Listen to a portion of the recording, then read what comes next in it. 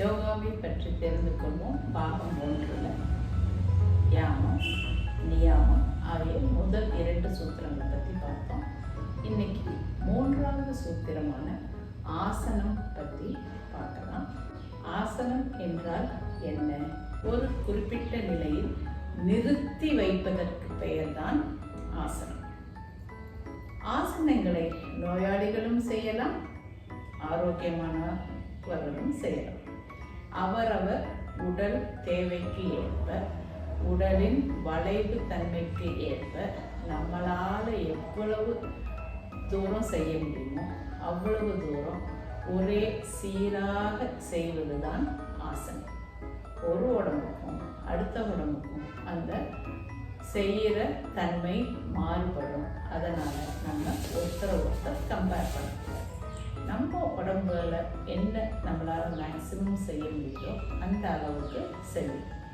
அதுவும் எப்படி செய்யணும்னா, நம்மளால் குறிப்பிட்ட அந்த ஒரு பொசிஷனில் வலிகள் இல்லாமல் நீண்ட நேரம் ஸ்திடமாக நிறுத்தி வைக்க முடிஞ்சால் அந்த அளவுக்கு செய்கிறது தான் ஆசனம். இறைவன் மனிதனுக்கு கொடுத்த முக்கியமான வரங்களில் ஒன்றுதான் பசி இருப்பது. பசிக்கும்போது ஜீரணம் ஆகக்கூடிய உணவை சாப்பிட்டாலே போதும். வாழ்நாள் முழுவதும் நோயே இல்லாமல் சந்தோஷமாக இருக்கலாம். குறிப்பிட்ட நேரத்தில் குறிப்பிட்ட உணவை சரியான அளவில் சாப்பிட்டால் உடலுக்கு நிச்சயம் ஆரோக்கியம் இருக்கும். ஆனால் சரியான நேரத்தில் தவறான உணவையோ தவறான உணவை சரியான நேரத்தில் சாப்பிட்டால் அதில் எந்த பலனும் இருக்காது. இது விஷத்தை சாப்பிடுவதற்கு சமம் என்பதை எல்லோரும் உணர வேண்டும். சரியான உணவும் யோகாசனமும் செய்து வந்தால் நோய் வருமுன் நம்மளை தற்காத்துக் கொள்ளலாம். சாப்பிட்ட உணவு ஜீரணமாகி அதில் உள்ள சத்துக்கள் எல்லாம் உடலில் சேர்ந்தால்தான் உடல் இயக்கத்திற்கு தேவையான சக்தி கிடைக்கும்.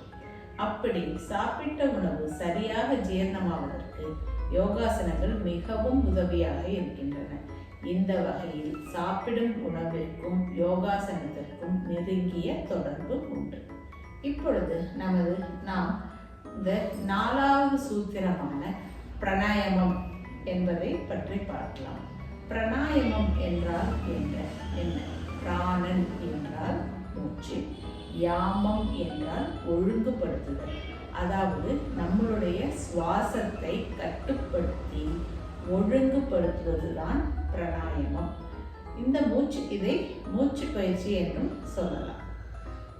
இந்த மூச்சு பயிற்சி நுரையீரலை பலப்படுத்தி சுவாச பிரச்சனைகளை தீர்க்கக்கூடிய சக்தி வாய்ந்தது.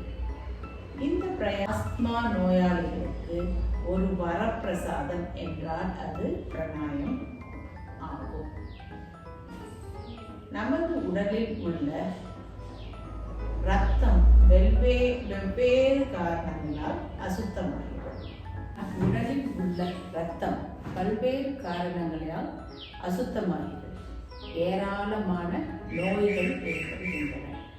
அந்த வகையில் இரத்தத்தை சுத்தப்படுத்தக்கூடிய எளிய வழிமுறைகளில் செலவே இல்லாமல் நமக்கு நாமே செஞ்சு வெற்றி பெறக்கூடிய ஒரு வழிமுறைதான் மூச்சு பயிற்சி.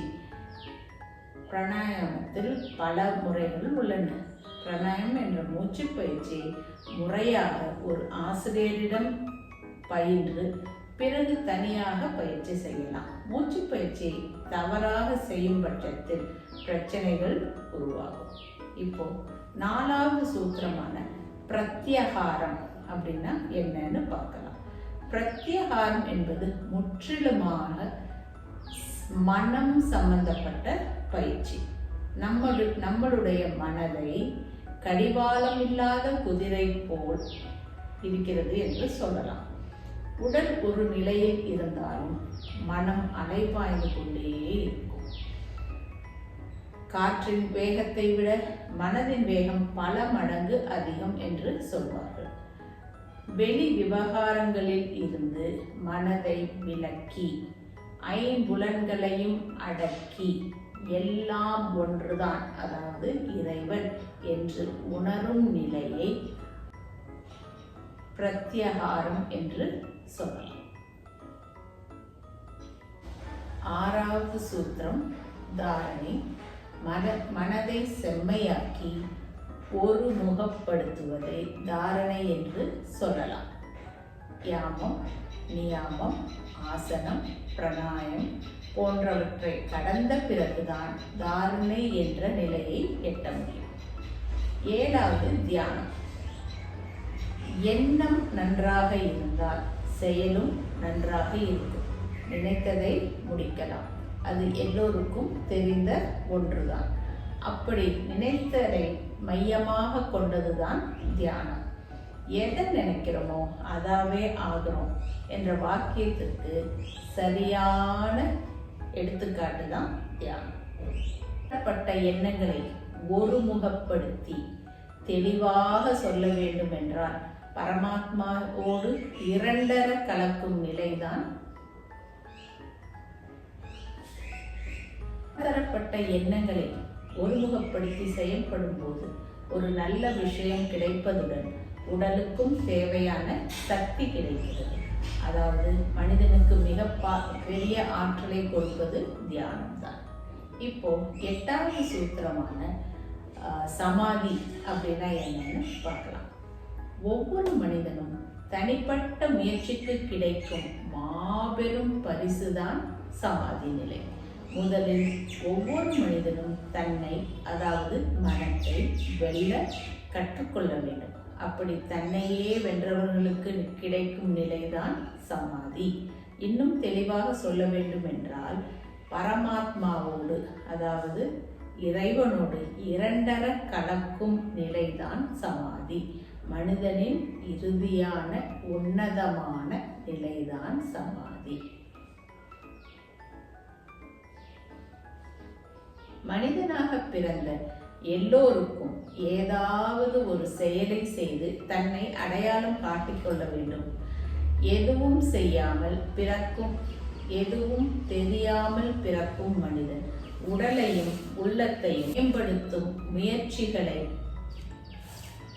தெரியாமல் பிறக்கும் மனிதன் உடலையும் உள்ளத்தையும் மேம்படுத்தும் முறைகளை அறிந்து கொண்டு பிறவி எடுத்ததின் பலனை அடைய போராடுவதற்கு கிடைத்த இந்த 8 வகை ஆயுதங்களை பயன்படுத்திக் கொள்பவனையே உலகம் வழிபடும் என்பதில் சந்தேகமில்லை. முயற்சியே வெற்றி.